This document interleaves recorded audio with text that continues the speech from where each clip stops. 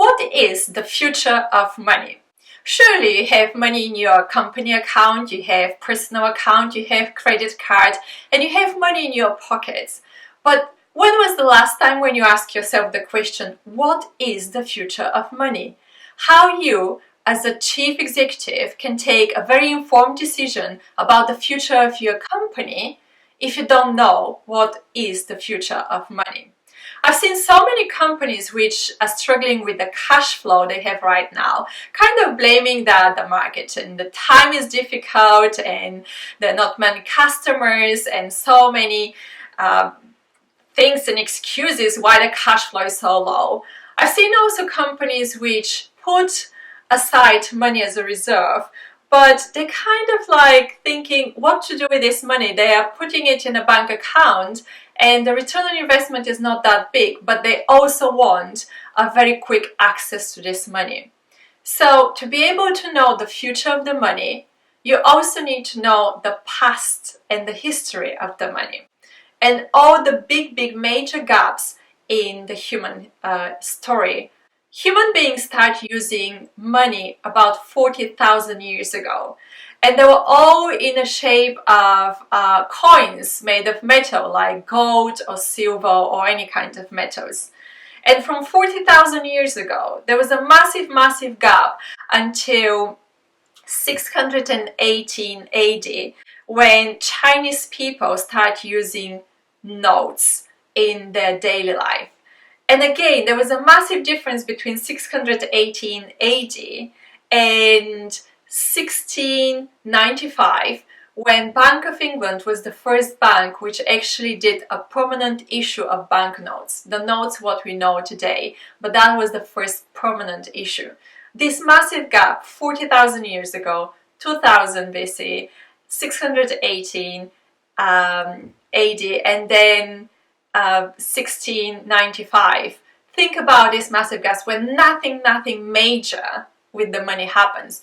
But after 1695, for the next 300 years, what happened was that the shape and the form of money changed in a way of cash, checks, overdrafts, bonds, loans, savings, just name it. There were different shapes of the same money, but they were also taking the different way of payments as well.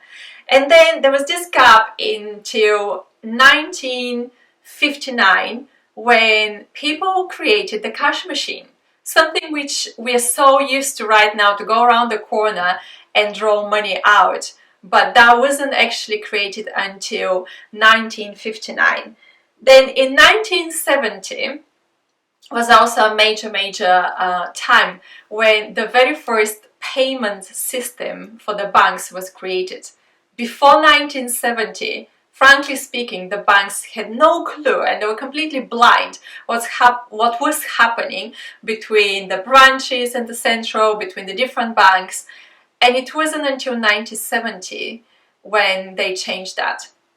Again, a big jump in the gap where until 2000, the beginning of 21st century. But in that gap in between, there was a lot of financial crisis. I'm not going to go through the financial crisis, but what happened during this time was that the non-banking institutions were created, like insurance, reserves, and pensions and hedge funds and so many different non-banking sectors.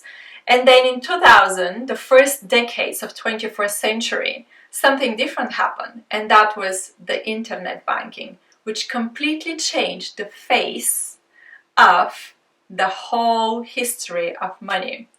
Because it was only 19 years ago, or 9 years, between 2000 and 2010, when the banks start actually offering internet banking and people start moving and transferring money between countries and between banks and from one account to another account and start doing payments just like this. I'm going to step back a little bit, because in 1983, something else happened. It was the year when the first cryptocurrency was created. But it wasn't until 2009 when the first very decentralized cryptocurrency called Bitcoin was created by Satoshi Nakamoto. But what is interesting with this Bitcoin is that they're using an open source code software, which now is used with majority of the cryptocurrency. And the reason why I'm saying this for 2009 is because since then, and this is only 10 years, now listen very carefully, just for last 10 years, we had 4,000 cryptocurrency created. As a comparison, we have 180 physical currencies used by 195 countries. Compare 180 currencies with 4,000 cryptocurrencies. Yes, majority of them died. Majority of them are not doing very well at all. But it is a fact that within 9 years, all this happened so quickly because the technology is now a lot more advanced. Now, why I'm saying all these gaps, because between 40,000 years ago and 1695, when the first bank was created, and then let's say 2000, when the internet banking was created, you see how in a short period actually everything changed completely. Now we're using mobile phones to actually do all the internet banking, and we can exchange money just like this. And I can tell you, in 2014, the first ATM machine was created for cryptocurrency. So for those who are thinking cryptocurrency is not something which is realistic and like, I don't want to know about it, think twice again. Now, I'm going to take the whole history of money and put it just for a moment aside, because I want to tell you what's happening on a global picture in a slightly different yet very close market. Facebook, a massive company, yes, everyone knows about Facebook. But what has happened is that last year, Facebook decided to do a slightly different service. There's another app in China called WeChat, and it's used for text messages, audio, video messaging, and payments. So Chinese people could do payments through their chat application for more than 1 year now. And Facebook took this idea, most probably not from there, but still, WeChat was the first application in the world, and they basically took the service to be able to do payments through WhatsApp and put it in the biggest market they have, which is India. They've been testing it for 1 year now for more than 1 million users. Now, they're going through a lot of talks with the government, with the banks, to make sure that everything is around data security and privacy and data storage is perfectly fine. And they will succeed. But I want you to think for a little bit longer here. Once they succeed and they launch WhatsApp for payments in India, we're talking about 400 million users which are using in India WhatsApp. Now, I'm gonna bubble the WhatsApp story just for a second, because what Facebook in addition is doing is creating their own cryptocurrency called Libra, and it's based in Switzerland. And as much as the senators in US are calling this delusional, and some other senators are thinking that the law about cryptocurrency is not good enough and they need to do a lot more tight law and taxes around cryptocurrency, Facebook is already having Libra as a cryptocurrency. Now let's add Libra next to the WhatsApp, because there is a little bit more news, and again is Facebook. They own another application called Instagram, and in May 2019, the Instagram actually launched completely different products which completely changed the shopping experience and the retail market for stock, physical stock. Now users can go to Instagram and they, without leaving the application, they can buy anything. It is not available for all the countries, it's for US, it's for most of the EU countries, but it will be very soon launched for majority of the countries. But think about this, Instagram, which has 1 billion users, can now do direct payments through the app, and the businesses like your business can actually jump on the application and start selling, as this is one of the platforms which at the moment is forecasted as the future for all the retailers and physical stock.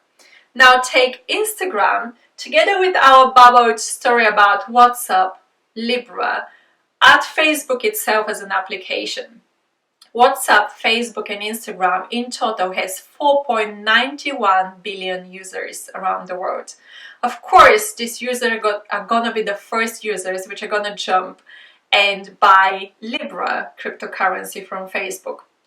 But what's happening with the rest of the big players?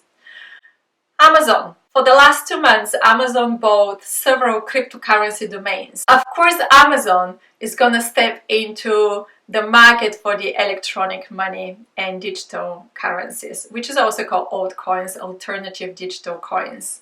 Kind of logical. But I want to take you to something different what Amazon is doing. They started a store called Amazon Go, where people can go and they can buy milk and eggs and flour and anything what they need. And the whole shopping experience there is that it's not even, it's so fully electronic that people don't even take their wallet out. So at the moment they go in, they pick up the stuff and they leave the store. There's a lot of technology behind. So all this technology backed up makes the whole experience completely effortless. And that's where my question to you is, yes, your business right now is completely fully electronic, most probably, as you're paying through bank transfer your suppliers, you're paying your employees cashless, through bank transfers. So there is fully electronic version at the beginning of the whole business process. But how is the end of your business process? How do you get the money from your customers? Is it still cash or is it cashless and fully electronic? And if it's electronic, which version of the electronic money you're using? I want you to remember this, that if the big players are choosing to close this circle and add the whole cryptocurrency and digital money, then where are you and where do you lead your company towards? For me, the future of money is fully digital. And I think that in the next 5 years, a lot of countries are going to stop using cash and they're going to start completely doing electronic digital money. Now think how you can change your business so that it can be effortless for your customers, cashless and fully digital. Thank you for watching. I'm Biljana Georgieva.